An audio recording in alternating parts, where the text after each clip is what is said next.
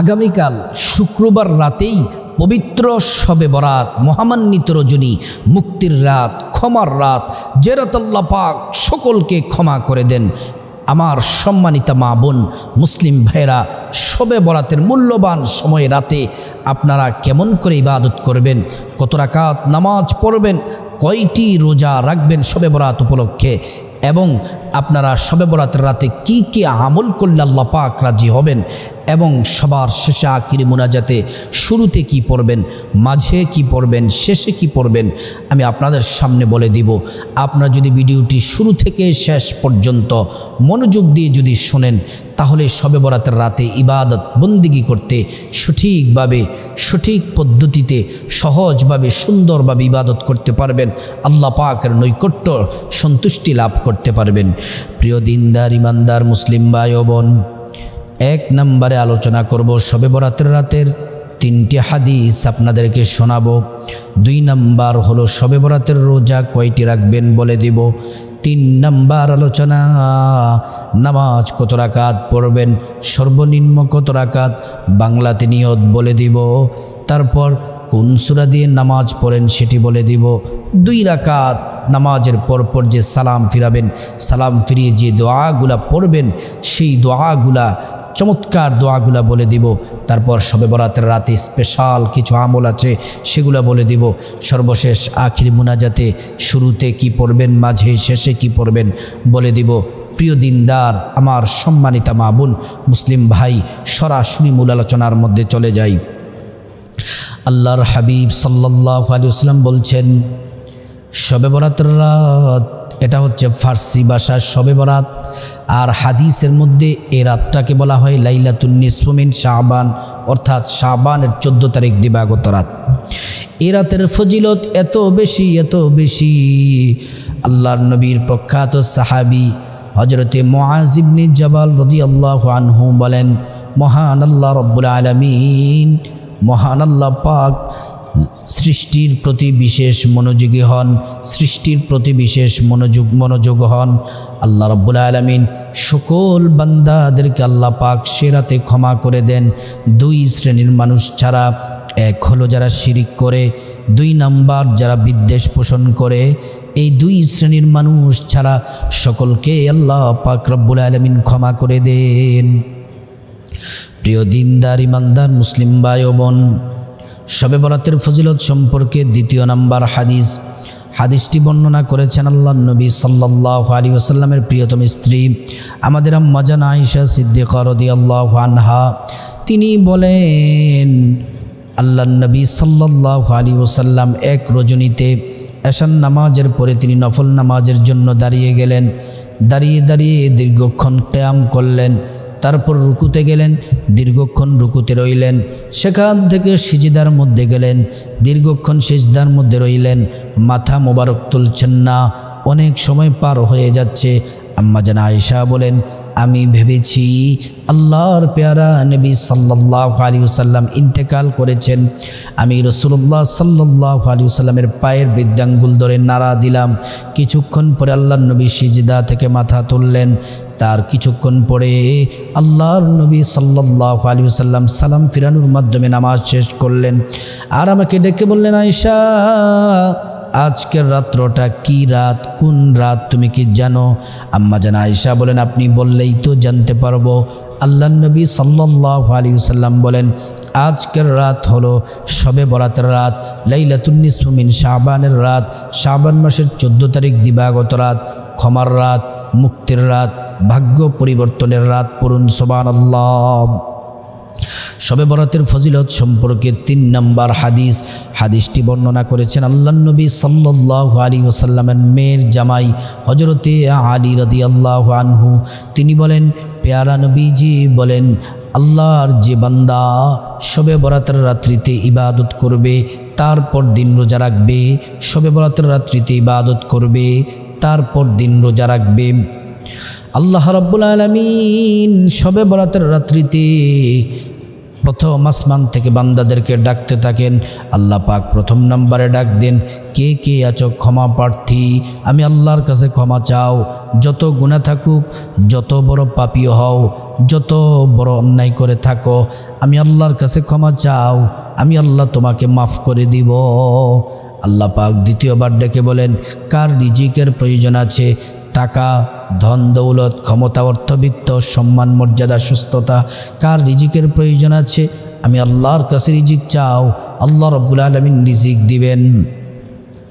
আল্লাহ পাক তৃতীয়বার ডেকে বলেন, ও আমার বান্দারা, কে কে বিপদগ্রস্ত আছো, কে বিপদে আছো, সমস্যায় আছো, কঠিন সমস্যায় আছো, আমি আল্লাহকে বলো, আমি আল্লাহ রাব্বুল আলামিন তোমার প্রতিটি বিপদ দূর করে দিব। প্রিয় দিনদার ইমানদার মুসলিম ভাই ও বোন, শবে বরাতের রাতের ফজিলতের হাদিসগুলা বললাম। এবার আসুন আমরা সহজভাবে জেনে নেই শবে বরাতের রোজা কয়টি রাখবেন, শবে বরাতের রোজা কখন কয়টি রাখবেন। প্রিয় দিনদার ইমানদার মুসলিম ভাই ও বোন, সরাসরি আমরা হাদিস থেকে জেনে নেই। হাদিসটি বর্ণনা করেছেন আল্লাহর নবীর মেয়ের জামাই হযরতে আলী রাদিয়াল্লাহু আনহু। তিনি বলেন, তোমরা শবে বরাতের রাত্রিতে ইবাদত করো, তারপর দিন রোজা রাখো।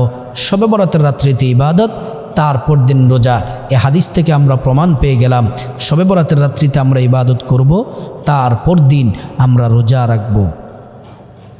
প্রিয় দিনদার ইমানদার মুসলিম ভাই ও বোন, এবার আসুন আমরা নামাজ কত রাকাত পড়তে হবে, সর্বনিম্ন কত রাকাত নামাজ পড়ব, নিয়ত কীভাবে বাংলাতে, কোন সূরা দিয়ে নামাজ পড়ব, 2 রাকাত নামাজের পরপর কী দোয়া পড়ব, সব বিষয় ইনশাআল্লাহ বলছি, মনোযোগ দিয়ে শোনেন।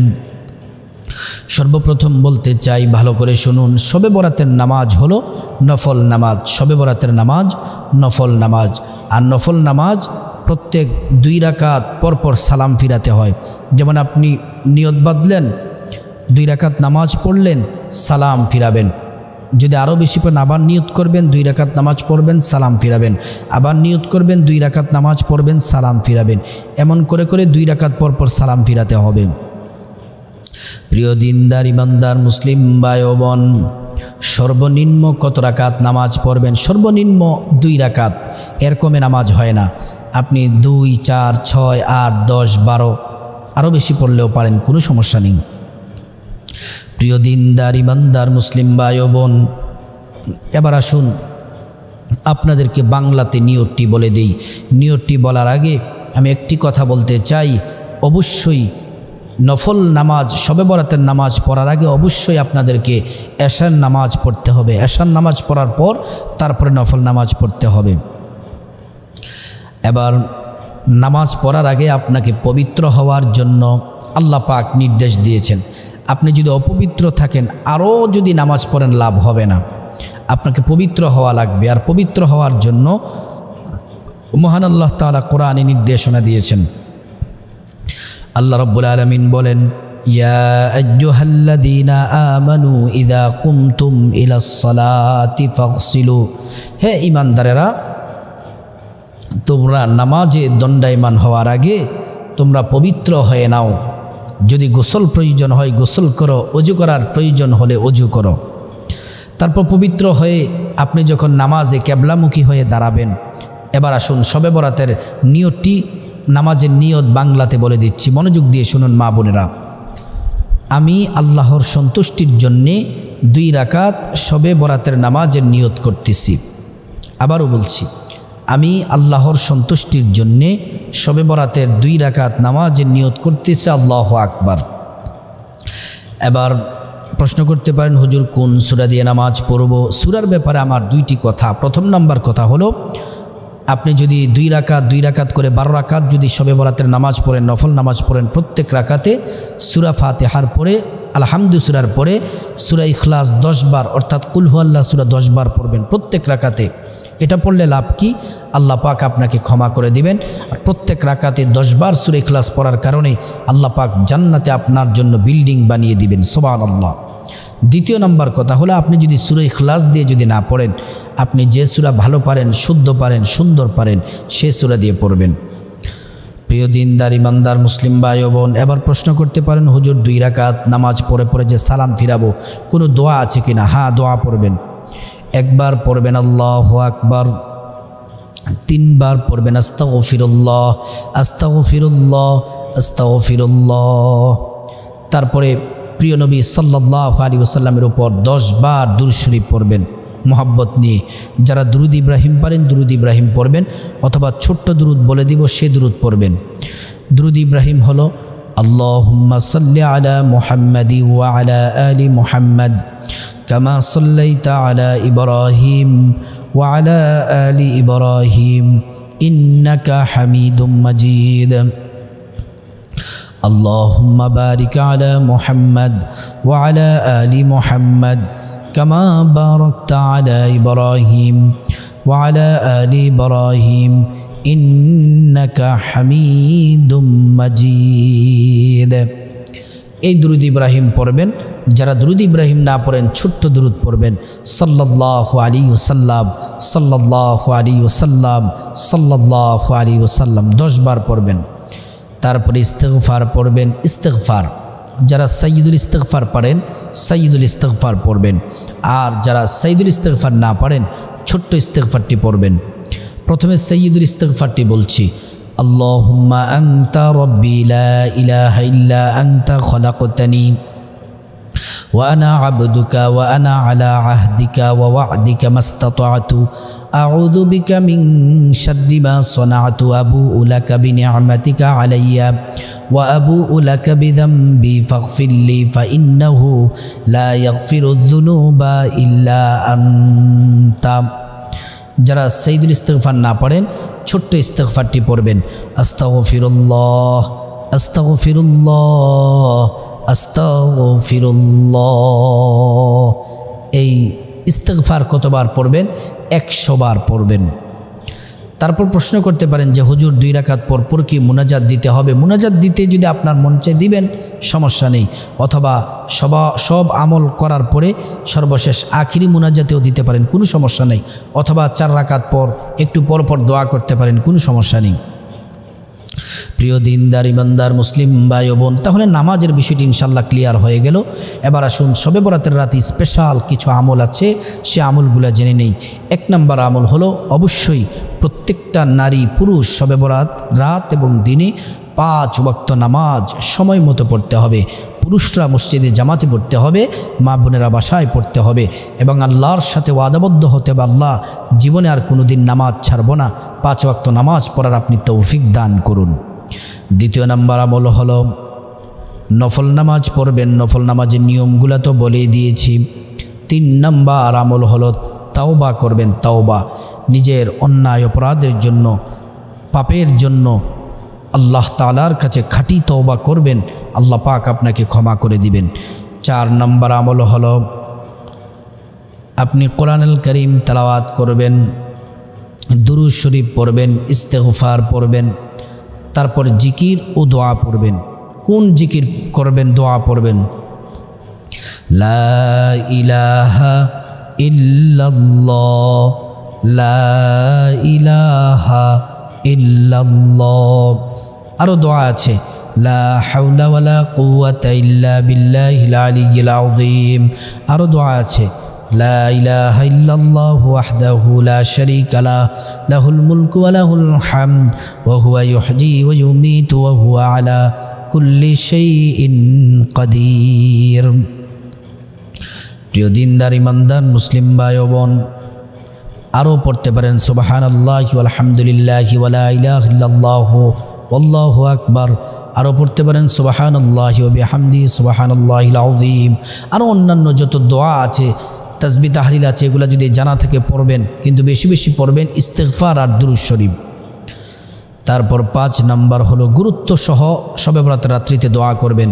কখনো হাত তুলে আল্লাহর কাছে চাইবেন, কখনো সিজদায় গিয়ে আল্লাহর কাছে দোয়া করবেন। প্রত্যেকটা দোয়া আল্লাহ পাক কবুল করবেন। 6 নম্বর আমল হলো শবে বরাতের রাতে কিছু দান সাদাকা করবেন, মসজিদে দান করবেন, মাদ্রাসায় দান করবেন, এতে মিসকিনদেরকে কিছু দান করবেন। 7 নম্বর আমল হলো শবে বরাতের রাত্রিতে ইবাদত করবেন, তারপর দিন রোজা রাখবেন। শবে বরাতের রাতে ইবাদত, তারপর দিন রোজা। 8 নাম্বার হলো যারা সালাতুত তাসবিহ পারেন, সালাতুত তাসবিহের নামাজ পড়বেন। অন্যান্য সব ইবাদতের পরে সর্বশেষ আখির মুনাজাতে হাত তুলবেন, চোখের পানি ছেড়ে দিবেন, কান্না করবেন, আল্লাহর কাছে খাঁটি তাওবা করবেন গুনাহের জন্য, আর গুনাহ করব না এ মর্মে। তারপরে আপনি এই দোয়াটি পড়বেন, রব্বানা যালামনা আনফুসানা ওয়া ইল্লাম তাগফির লানা ওয়া তারহামনা লানাকুনান্না মিনাল খাসিরিন। তারপরে এমন একটি দোয়া পড়বেন, যে দোয়া পড়লে দুনিয়াতে আল্লাহ পাক কল্যাণ দান করবেন, পরকালে আল্লাহ পাক ক্ষমা করে জান্নাত দিবেন এবং জাহান্নাম থেকে নিরাপদে আল্লাহ পাক আপনাকে রাখবেন এবং দুনিয়াতে কল্যাণ দিবেন, টাকা পয়সা ধন দৌলত সব আল্লাহ পাক দিবেন। দোয়াটি হলো, রব্বানা আতিনা ফিদ দুনিয়া হাসানাতাও ওয়া ফিল আখিরাহ হাসানাতাও ওয়া কিনা আযাবান নার।